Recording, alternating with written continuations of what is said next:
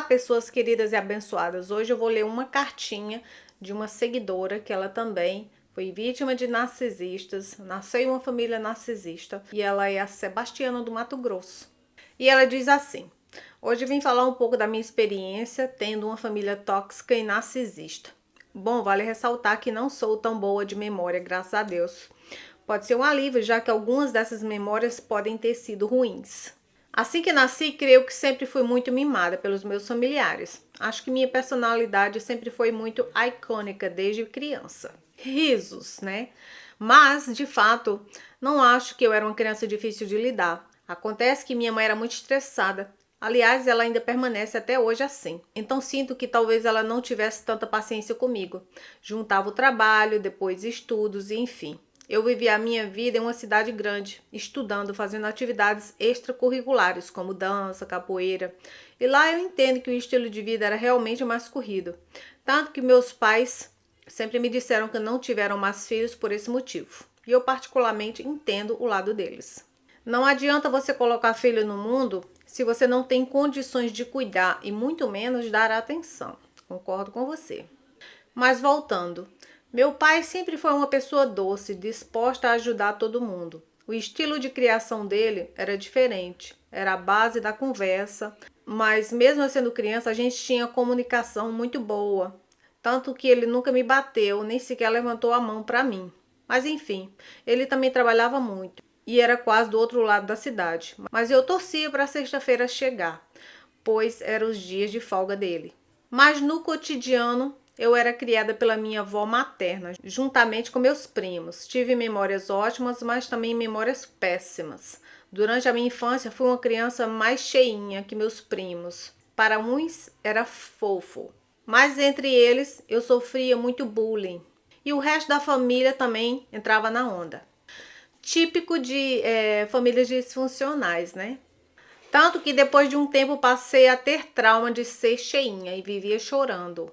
Eu de fato tive a autoestima muito abalada por essas brincadeiras da infância e afetam até os meus dias atuais. Só comentando aqui, pessoas narcisistas adoram te ofender em tons de brincadeira. Depois que isso te fere, te magoa, eles dizem: nossa, você leva tudo a sério, foi só brincadeira. Sendo que não, é proposital para te ferir mesmo.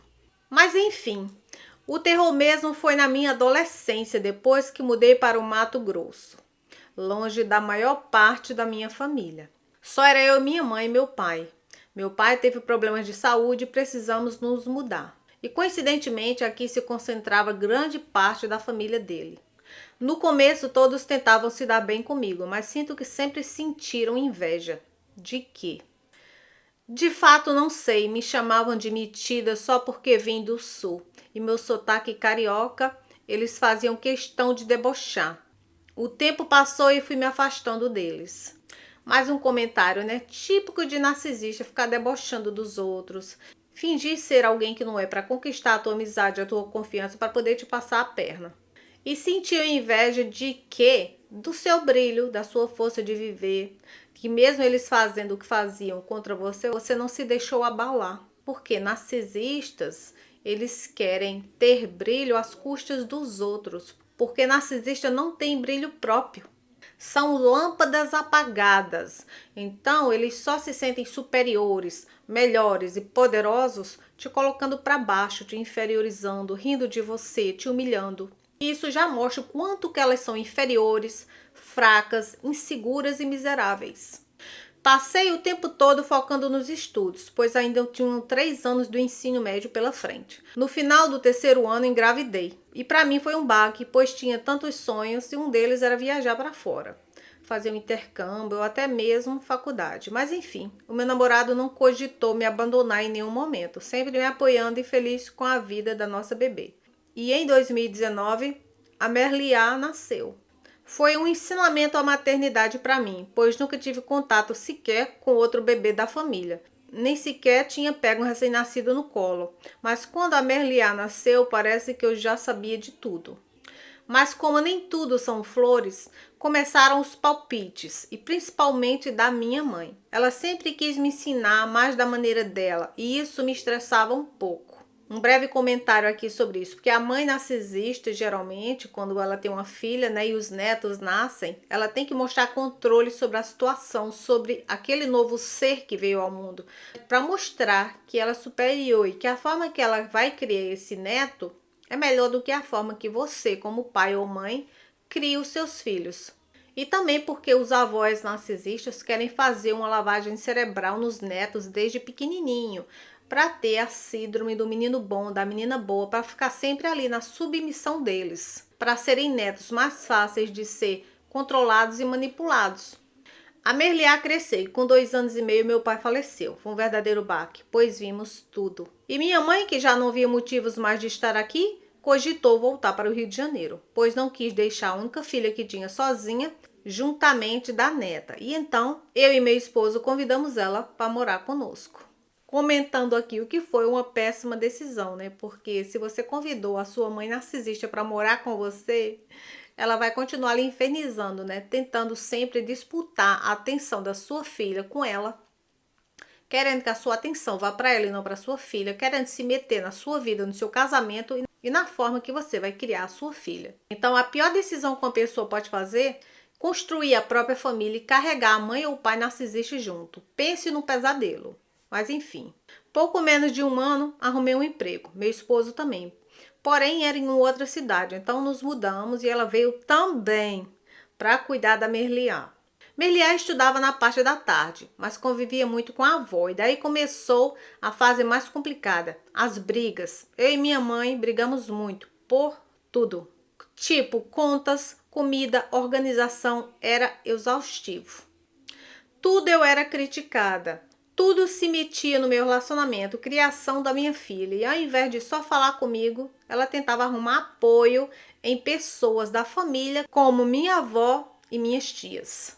Acho que a coisa mais importante que aprendi no passar do tempo, crescendo em uma família tóxica e narcisista, é que sempre, mas sempre vão pensar o pior de você. E se você ficar o tempo todo pensando o que eu posso fazer, o que os outros vão pensar, nós nunca iremos viver. Eu sempre passei o tempo todo da minha vida pensando que precisava de validação dos outros. Calculava todas as minhas ações e atitudes. Era tipo, então você vai se sentir super amada se fazer isso, né? Mas era uma ilusão, porque obviamente a resposta é não. Tipo, absolutamente não. Eu só me desgastei, me esforçava horrores tentando ser a melhor pessoa do mundo para ninguém enxergar. Mas eles enxergavam o que viam de pior em mim.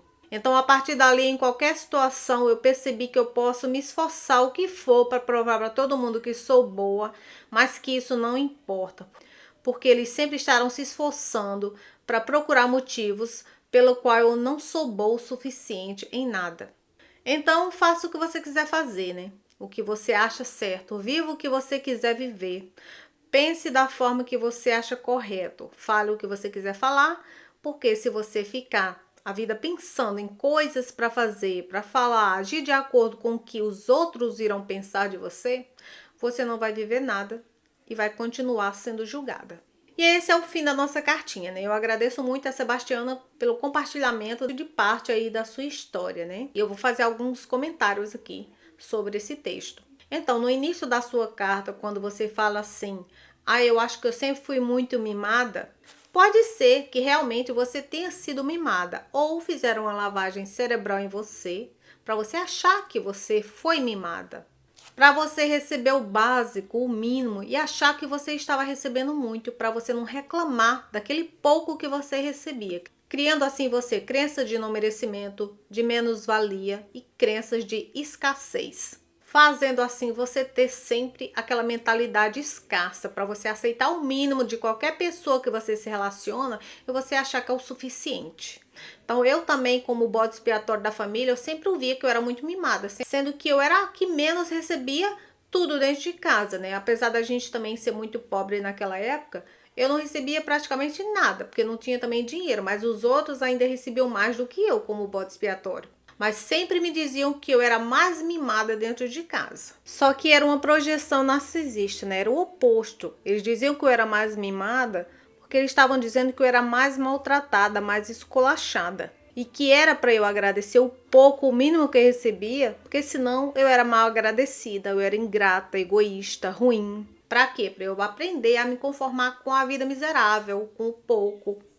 E assim eu aceitar o mínimo dos meus relacionamentos, que nunca era perto de ser o suficiente que eu merecia. E eu não te conheço profundamente, não sei muito da tua história, mas pode ter sido isso também que aconteceu com você. Eles diziam que você era mimada para você se conformar com pouco, porque senão você era uma filha mal agradecida. Então você tinha que agradecer pelo mínimo.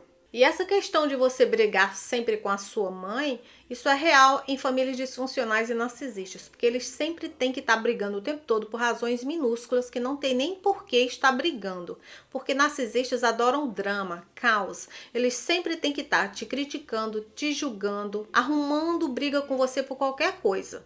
Porque te deixando em um estado de exaustão emocional, você ficar caminhando em ovos o tempo todo, vivendo nesse estado de estresse, você é mais fácil de ser controlado e manipulado. E como você mesmo disse na sua cartinha, né? Eu era criticada por tudo.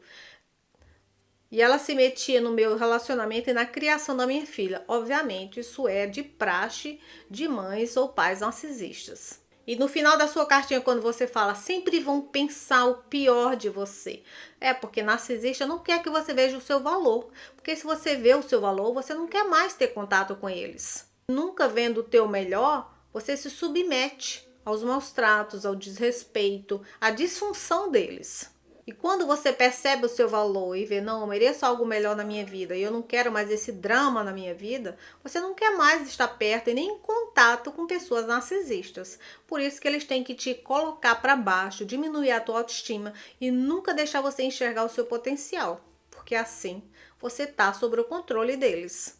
E é isso por hoje. Se você quer mandar sua cartinha, eu vou deixar meu e-mail aqui na descrição do vídeo. Não precisa se identificar, pode colocar um outro nome, uma outra cidade e eu leio aqui. Porque a sua história também motiva outras vítimas. E às vezes a sua história é a história de uma outra pessoa e ela não tem coragem de contar. E escrevendo para mim também é uma forma de desabafar aquilo que está entalado na sua garganta. E é isso, vou indo até o próximo vídeo. Tchau!